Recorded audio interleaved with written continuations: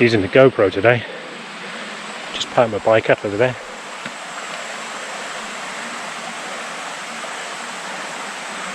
And we're heading down there.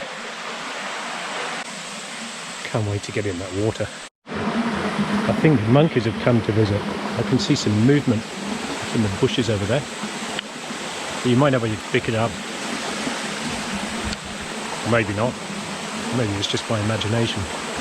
There's definitely movement up there. So they seem to be quite relaxed. They're not thrashing about in the trees, which normally happens if they're a bit agitated. There's definitely movement, but I don't think you can see it from here.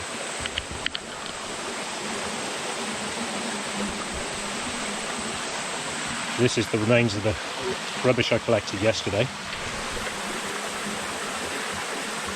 There's quite a good stash I collected. And I collected most of it on the trail leading in here. And yeah, there was one particular thing, I'll show you a photo now.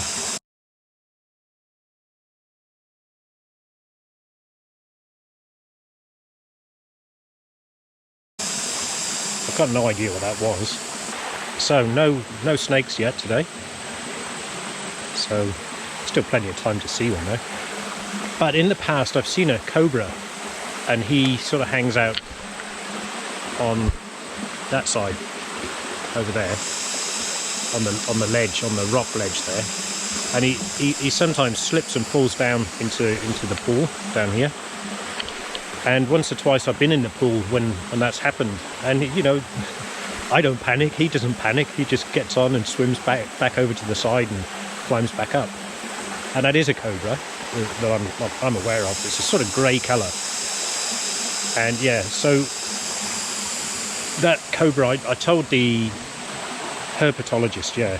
So I asked him about this other one that I'd seen. Well, I said, you know, that the only other cobra I see regularly in here is a sort of dark grey colour. Sort of silver grey, I'd say. And he said, okay, next time you see it, please get some photos of it, because they want to try to identify it. Because he said it's kind of unusual to see both those types of cobras in the same place. So yeah, I'm still looking out for that one. I want to get some pictures and footage of that. Just found a nice little perch to tell you my next little story. So this story is about what the locals here, they call it Nampa. And that basically means like when the rains come and the heavy rain causes flooding in the jungle. So Nampa is like water in the forest, like flowing water in the forest. So that basically means it's something like a tsunami coming down the jungle like water trails. What am I talking about? Streams. Right, so this is a stream. Yeah, so you know, they sort of think it's so, sort of supernatural or something along those lines. But I think I've figured it out since this last heavy rain we had here. Now you see this fallen tree over there. There it is. Well, that tree was blocking this stream. Not completely, but it was, you know, sort of bridging it. And during the heavy rain, I mean, you know, all the way up this stream, there were lots of fallen trees and branches and things, all sort of bridging the stream. Not blocking it completely, but just certainly bridging it. And when the heavy rains came, what I presume happened was that, you know, the leaves and all the debris was being pushed up to these branches and fallen trees, and it was basically creating a dam. And when each of those dams was overwhelmed with water, then it would break. So the dam would collapse, and then it would go up to the next dam, you know, with the branches and fallen trees, and the same would happen again, and until it got down to this one. And I mean, it must have got so high and so much water behind it that there was enormous pressure, and the water, you see up there where the root of that tree is, or was, right there, the water actually got up to that level because you can see all the debris that's been swept up there. I mean, that's at least a meter, probably 1.5 meters above normal water level, which is pretty damn high. You know, even over there, you see, this point here, there's debris right up to there, so you can see from the water line up to there, that's possibly even 2 meters, I would say. So yeah, I mean, there was some serious strength behind that water, and it was so strong. You remember that pipe I told you about? That one going all the way to the village. It used to be this black pipe here. That's the old one, and that was some sort of PVC plastic. And it was the water was so strong it just completely broke it into pieces, you know, and just buckled it and everything. It was completely unusable and so damaged they couldn't even repair it. So they had to bring this metal pipe in, which is I would say a good idea. But again, if a tree falls on it, what they're going to do is just going to crush it for sure. So yeah, I mean, that sort of shows how powerful this water was, this nampa, as the locals call it. You know, it really is. It's, well, I mean, you know, they sort of believe it's some sort of supernatural thing, but I'm pretty sure there's a scientific explanation behind it. You know, and I'm fairly sure that my theory on these sort of dams building up and breaking, I think that's probably how it all comes about. So anyway, your comments, please. Just going to go for a bit of a wander upstream here. So as you can see, the sort of devastation that the last heavy rains we had, the jungle tsunami did. So I'm just hopping barefoot along these rocks here. So just got to concentrate a little bit on what I'm doing. Otherwise, more broken toes. I've broken a total of 7 toes so far. Not all at once, but separate occasions. Just from slipping on rocks and stuff. Kind of serves me right, I suppose, for walking barefoot doing this. But then again, my cycling shoes are even worse, like super slippery. So it's best I generally find to go barefoot and just be careful. So there's cobwebs galore at the moment.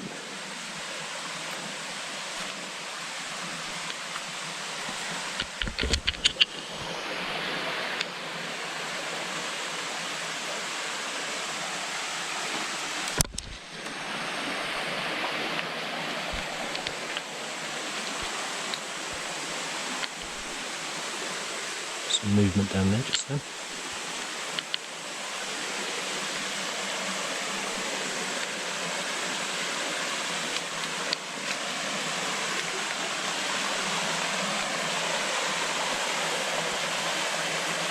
More rubbish.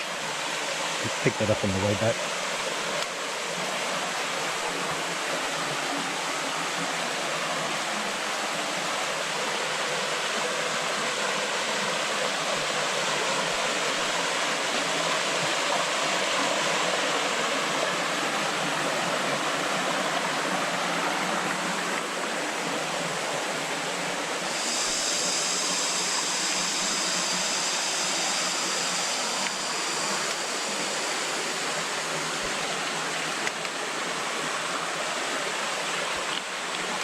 So there's a nice big tree across the water falling down.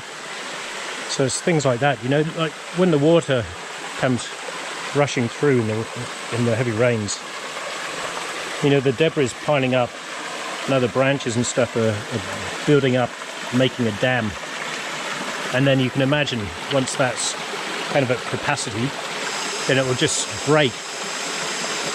And there'll be an enormous big wave comes crashing down. And then, you know, further down, if there's another dam of some sorts, I mean, you can see there's another tree across, or a big branch across the stream there. So, you know, that would be the next one to go. And it just keeps building as it goes until in the end it gets so big that, you know, no matter how big the dam is, it will just smash it immediately. So, yeah, it certainly has the potential to keep building up. That's my theory anyway.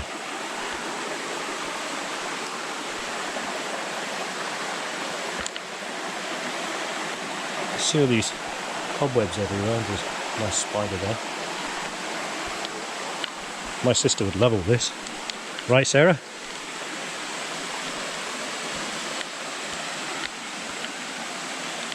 Yeah, so my sister, she's got a phobia of spiders. My wife's got a phobia of snakes. So, and I love both. And possibly my sister's phobia of spiders was due to me when we were kids, because I used to love nothing more than getting a spider in a matchbox. Oh, there's another one. Walking straight through his web. Sorry. Yeah, so in a matchbox, I don't know if any of you did that as kids. In a matchbox, you pull the sleeve off, so you've just got the actual box part left. And the only way to move it is to pick it up, so whatever's inside comes crawling out once you turn it upside down. See what I mean about these spider webs?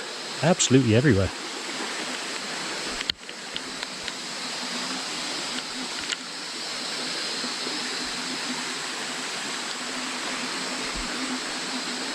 That's pretty incredible, isn't it? Nice old tree. Big thick roots here. Don't know how many rainy seasons that's survived. But you know, the water would certainly come up to knee length at the very least. You know, sort of up to my knees here. And this root, or all these roots, I mean, they're very sturdy. And that tree's obviously survived a long time. And this vine is creeping up it, right up to the top there.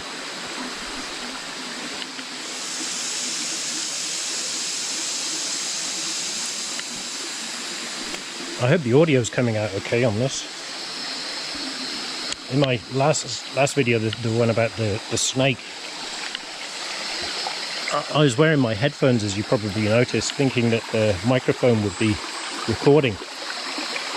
But I think it actually wasn't. It was the phone that was recording the mic on the phone. So this one is just the mic on the GoPro. Let's hope it's a bit better. Otherwise I'll be forced to get a decent pair of headphones with a mic on them. There's some ants busy here.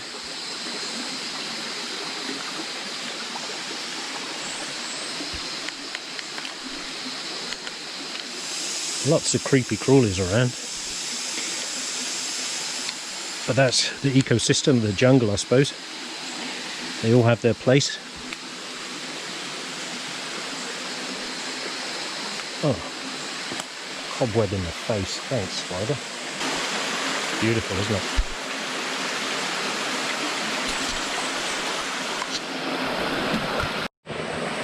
it? Rubbish is burnt, and I'm heading home. Really thirsty today. I don't know why. Well, I guess it's probably because I've cycled 60 kilometers already. Still another 14 to go before I get home. Okay, so thanks for watching, and see you again next time. Cheers, bye bye.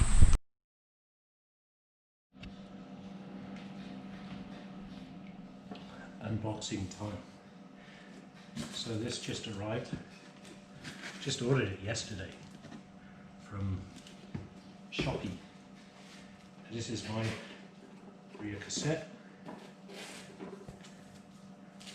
So SRAM XX1 rear cassette.